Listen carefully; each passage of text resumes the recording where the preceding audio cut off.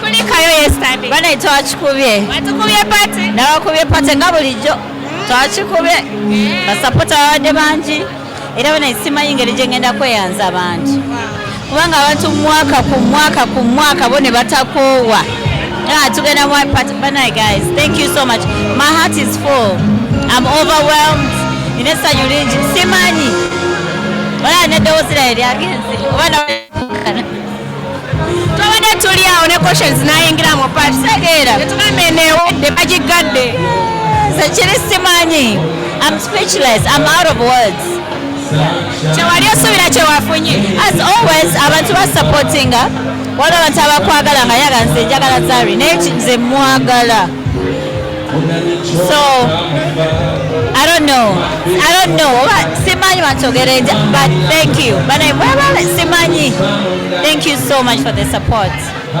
See, I can't put it in words. Thank you so much. Abayimbi bonna be wayita abaze abatebo zonna abazi booking abaze buli booking table yazze ne tufuna ne last minute bookings ku mulyango. It is abayimbi bazze Oscar Kasitaya obudde bwamukutte. She had a show somewhere naye abasigadde bonna babaddewo. So Karokasita wamusonye kubanga obudde bwamukutte na communicate. Very understandable. Ate buli wamu olina okubanga oba hasola olina okukola wano na wano so it's fine.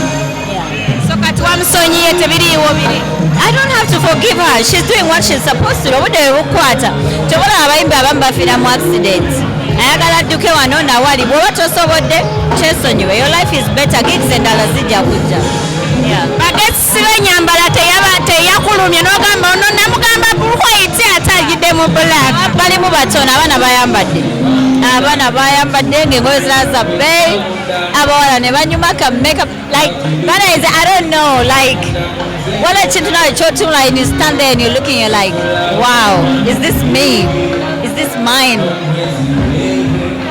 Simanyi waliwo ebifaananyi ebitambuzibwa ku social media nga bano bagamba yiza byatugamba white party yajjudde mu gooti ne silver simanyi tetumutegeera bye yayambadde eno bimunyiza olubuto tetumutegeera. Abantu bano oyinza bagamba ki? Abantu ever, let me tell you something in CJ2 Living Armor right now. In CJ2 Living Armor right now, a lot of people look for negativity than positive. Era nze nkigamba nnyo abantu kati awali a lot of negativity. Choose to see the positive sides. Abatono kye balaba be different. Eno era gye tulimu ate nga it's getting worse. We look for negativity. Bw'okeera ku makya n'okola ekintu ekirungi tukwaka mileage katono bwe kati bw'okola ebintu akatono tewayise bukunya maama nga buli omu abukira ekyo ndowooza olaba abantu obwongo bwabwe mindset. So I looked gorgeous. My dress was expensive. Lwabaddeko amayinja kale si purely white naye ate tewabadde lwa gold naye lwabaddeko amayinja and which was almost glitter white. So nze in a world where people are choosing choose positive. Yeah, I always have a positive mindset about everything. Waliwo video gye wakola tetwali mu conference but wali kunonivye oba olina omuntu gwali oyogerako naye nakubuuza ku baana bo n'oyogera abaana abalenzi bali batya essaawa zino lwaki oyagala tambula nabo okubaleeta Uganda? Yo abaana bange abalenzi bali like njagala nnyo bajje Uganda kuba eno gye tuva yadde nabazaalira South Africa bakuliddeyo and all of that wano we tubeera we bagenda okudda abaana nga ebiseera ebisinga mbaga tugende Uganda like tukole ki nga bagala is a lot of things tuyina tourism tuyina bintu bingi bamusobola okugenda okulaba and ne bamuza is that all nabaga like Uganda has like the party life bali myaka gya kupatinga kati babali batins bagamba na so naze n'abato because abalenzi they feel like that's not our vibe. Ate nato banenya kuba ebiseera ebisinga abana babeera South Africa lifestyles zaabwe buli kimu kiri eri so bodda ffe twakulira eno tubitegeera ate tubinyumirwa bino so nabo bakulira eri that's their life oluusi so mbaleka olina ka videos ke wakola ngo bagamba bajjewo emmotoka zaabwe tugamba naye ffe tugenda gamba ddi abaana baffe bajjewo emmotoka zaabwe tutekeeza kumvira bakuze balina bakuze bagende bawase bagende batandike abaana buli omu alina emmotoka abaana buli omu alina apartment abaana buli omu balina amayumba tatabegeya balekera abaana balina investments mu Brooklyn balina shares tebagala kuva waka onookera ku makyo oyagala okuvaayo olina okusikayo emmotoka kuba bo bayingidde bukya bazitadde eri emabega no nga bane kati nkoze nti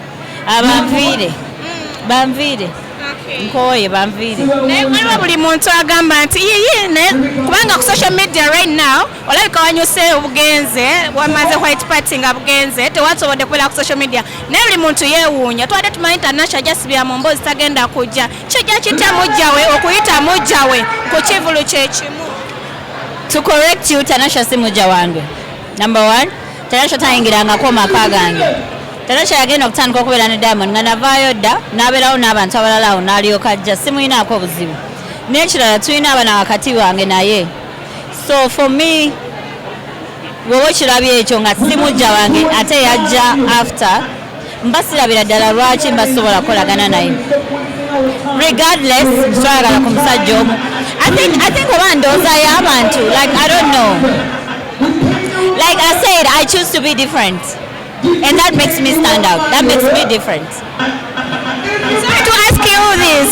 Abantu bangi bakomparing video gye wakola kuno nivye nga tetuli mu pressayo waliwo video trending on social media waliwo omuwala oba weyuko wawa yagigata n'agizoominga ne batandika gamba Zari akaddiye Zari biki bantu oyinza bagamba kikozi fe tulabanga Zari waffe society waffe akyaliko tukyamunyumirwa byakola tukyabi ebiseera ebisinga kati eno era nzirayo mu era eno gye tulimu eno era ya filters video mwazikola ku press conference mwazikozesa filter ezamwe ze mwafulumya oli wakwata video y'omuntu n'agiteekamu bifilter n'agyonoona because that's how they want to see you bonga bo baagala kulaba bwe batyo it doesn't change me as a person nze wentudde n'ekirala abantu balina okutegeera I'm not 20 I'm 43 ndi mukazi mukulu I'm 43 ate ndabika bulungi n'okusinga abawala bali ku social media abamu 20 zabawanika ezo video bakulabise nti gw'olabika bubi naturally I'm gorgeous at 43 5 kids mpise mu hustle I'm so fucking beautiful darlings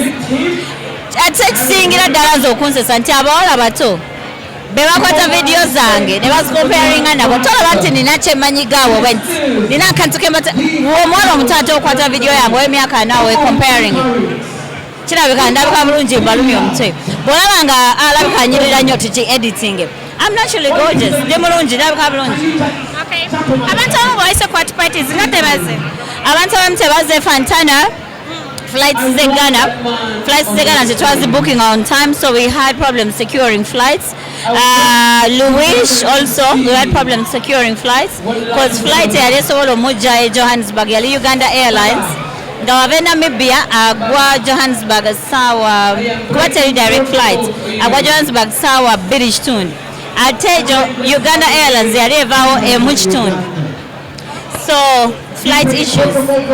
Yeah. Next year tusuubize kubanga otulabikirako mu December mulundi mbeera wano buli weeks 2 mbeera wano. Naye obeera ne husband wo tobeera naffe. Mbo ne bansibirayo nga teri kufuluma nembeera wano. Okay, basuubiza next year white party kigenda kubeera kitya? Saagala genda ku next year ebintu bino bya Allah. Atugerera nja ojja kubeera ojja kola kati next year inshallah bwe natandise okusemberera towards those dates nga bagaba naye kino. So for now alhamdulillah pata yabadde nnungi I'm here I'm grateful. Tesobola kyokka okwogera. Yeah.